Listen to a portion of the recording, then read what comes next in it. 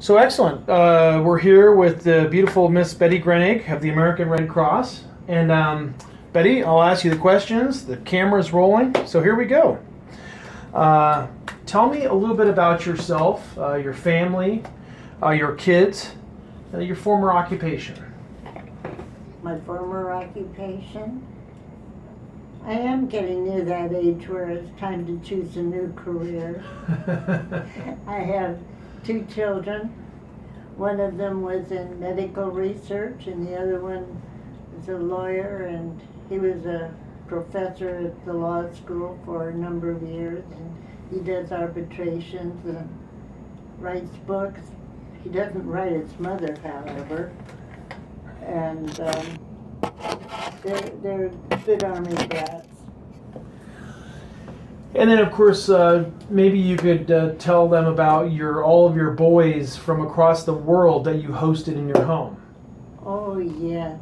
At Williams Air Force Base, they had a training program for students who were from various countries who were just learning to fly. And they had the honored graduates of the military academy. They were all very smart, intelligent people, and they had them from every place. And these people were lonesome. And some of them, there was one person from a country, not a whole group, and they were very lonesome. And we would invite them over for dinner and take them to see places, and we invited them for Christmas. One time we had some of them come to our house, and we didn't expect anyone. And the doorbell rang, and here were two of our students who all called us Mom and Dad, their idea. And they had this big box, and I thought, oh good, I haven't thought of dinner. They brought us pizza, and they came in and presented me with this box, a great big chocolate chip cookie that said, Happy Day of the Veterans. And you understand, these were not American students. These are all from various countries, and we have been to Turkey to visit them. We have been to Mexico, Ecuador, quite a few places, and visited them, and they have come and visited us. So it's been very nice. And at Luke, where I went when Willie closed, there were no big groups of student pilots there, so I miss my sons. I think you told me that every holiday your sons from all over the world call you, or On Mother's Day, Mother's they all Day. call me and tell me Happy Mother's Day. That's and great. That's nice. Perfect. All right.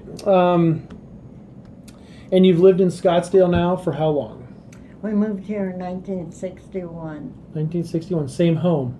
Same home. Yep. We watched them build it. Yep. Perfect. Yes.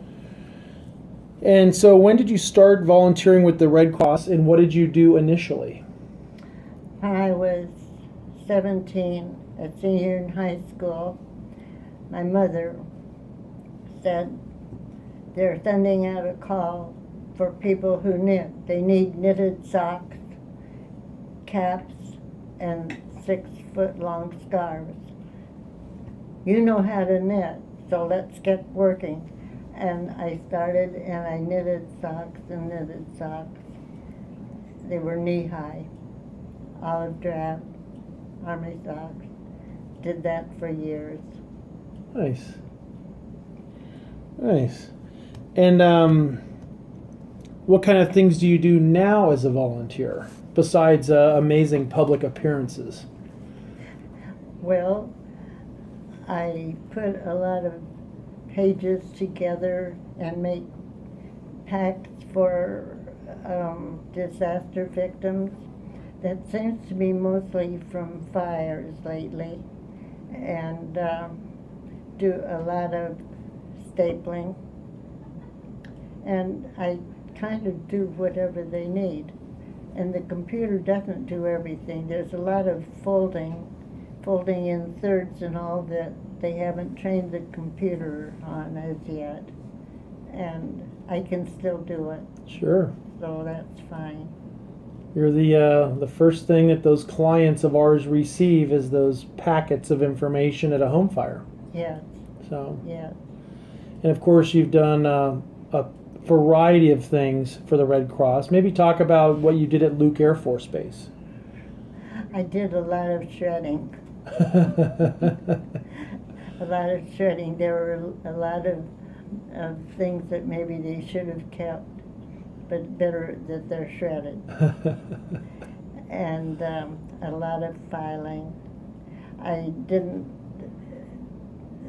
at Luke, when I was there, they were phasing out inpatients. And so there was no contact with patients there. At other places like Fort Ord and Fort Bragg, you actually talked with patients and helped them with things. But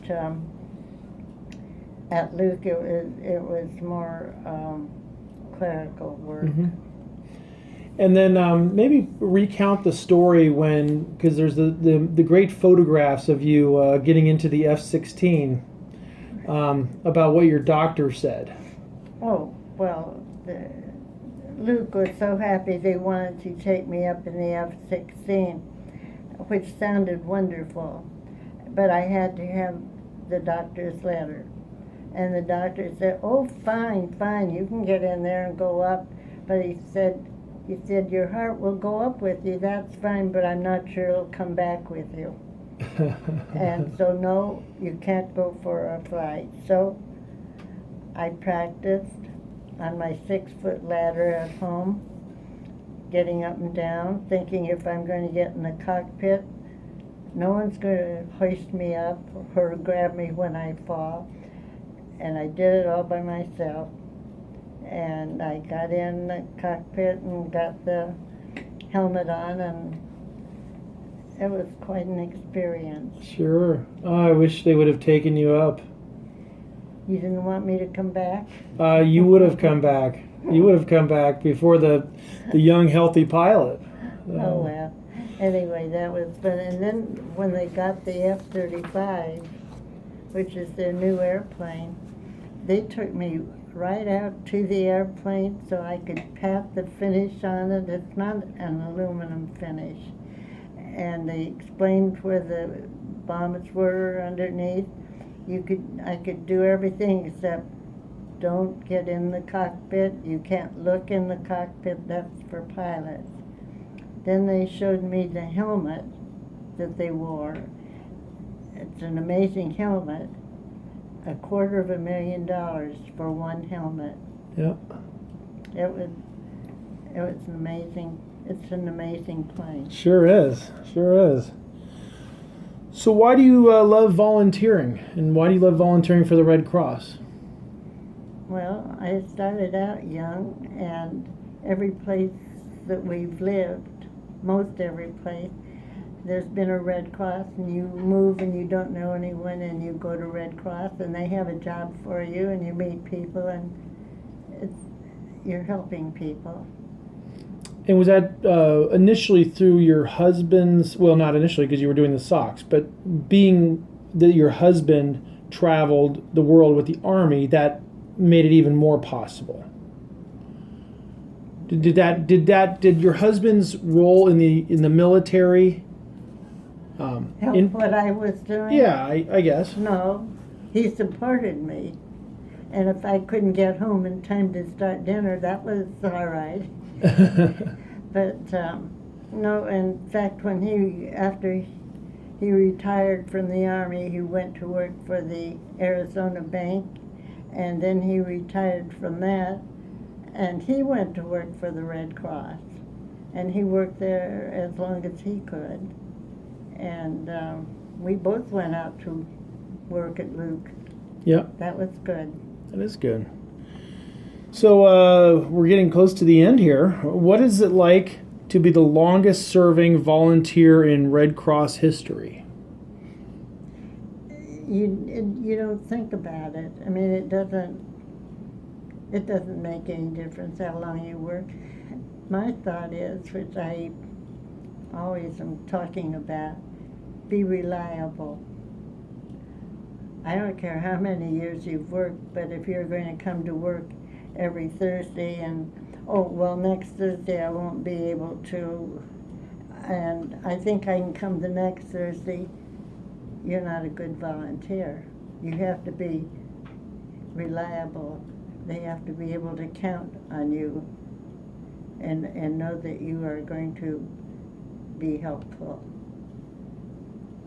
And of course, you have your new tagline that you've been sharing lately, which is the do it for the. Do it for the cause, not the applause. That's In right. other words, if you're helping people, that's great. Don't stand there and say, "All right, let's clap." No, and you don't have to get something for what you do. You do it, it makes you feel good. Yeah. And another thing, as you get older and you may have problems, go help other people and you'll find out they're a lot worse off than you. And it makes you feel pretty good. You're not really that decrepit. So at 97, what's the secret to a long life? Just keep putting one foot in front of the other, I guess. That's right. There's no secret. Yeah. Well, thank you, Betty. Those are the questions. We'll sign off, but there's Betty Grenig and the pride of our organization, and we just had a great breakfast here in Arizona, and Betty did a fantastic job. All the feedback from the 350 people in attendance was overwhelming that you stole the show, which we all knew. Which I wasn't supposed to do. Well, that's all right. And thousands of photographs later, everybody wants to have your photograph taken, and it's just Yeah. Now, I haven't figured out whether they wanted a picture of me or a picture of the uniform that they have never seen before. It's so old. It's a toss-up. It's you. Thank you, Betty. Signing off.